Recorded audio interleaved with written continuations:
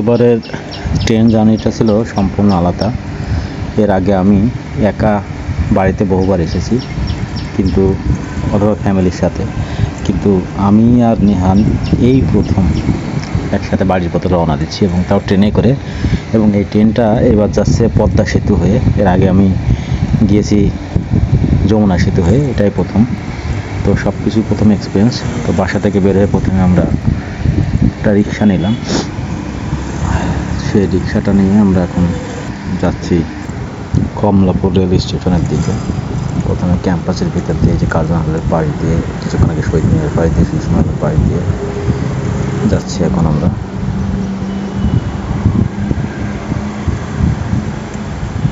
হঠাৎ করেই 3 দিনের ছুটি,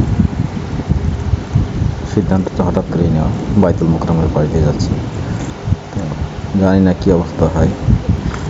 প্রথমে তো ভেবেছিলাম একাই যাবো, তাই একটা টিকিট কেটেছি। শাপলা চত্বরের পাশ দিয়ে আমরা এখন বাংলা দেশ ব্যাংকের পাশ দিয়ে চলে আসলাম। মামা আমাদের নামাই দিল, আমরা এখন রেল স্টেশনের মধ্যে ঢুকে যাচ্ছি। এরপরে তো আমরা প্ল্যাটফর্মে ঢুকে গেলাম।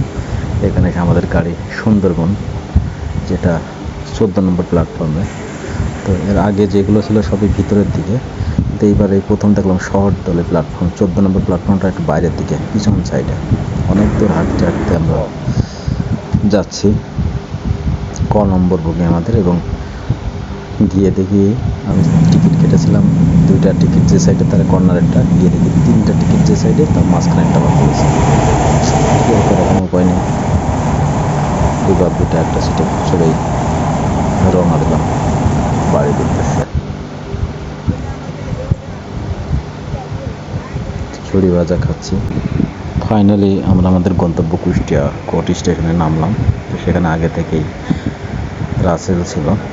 পরে আমার বাড়িতে মামুন আসলো বাইক নিয়ে, ওর সাথে রওনা দিলাম বাড়ির উদ্দেশ্যে।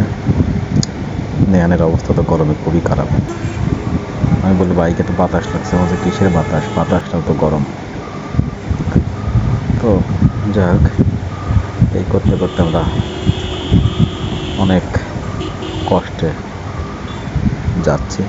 মাঝখানে 2-3 বার বাইক থামিয়ে ওকে পানি খাওয়ানো লাগছে, এতটাই খারাপ অবস্থা।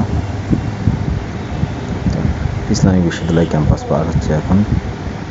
আজকে ওখানে অ্যাডমিশন টেস্ট ছিল সম্ভবত, সেজন্য অনেক ভিড়। এটা আমাদের লোকাল বাজার, চড়িয়ারবিল বাজার। এটা আমাদের স্থানীয় বাজার। সেখান দিয়ে আমরা এখন আমাদের গ্রামের পথে ঢুকছি।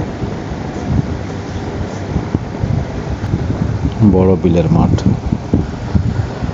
সেদিক দিয়ে যাচ্ছি। এখন আমরা আমাদের গ্রামের যে প্রবেশ পথ, যে রাস্তা দিয়ে আমাদের গ্রামে ঢুকতে হয়, সেই রাস্তা, সেদিক দিয়ে যাবো। এই যে ডান সাইডে, এটাই আমাদের গ্রামে ঢোকার রাস্তা। আমি বলি এটা আমাদের গ্রামের প্রবেশদ্বার।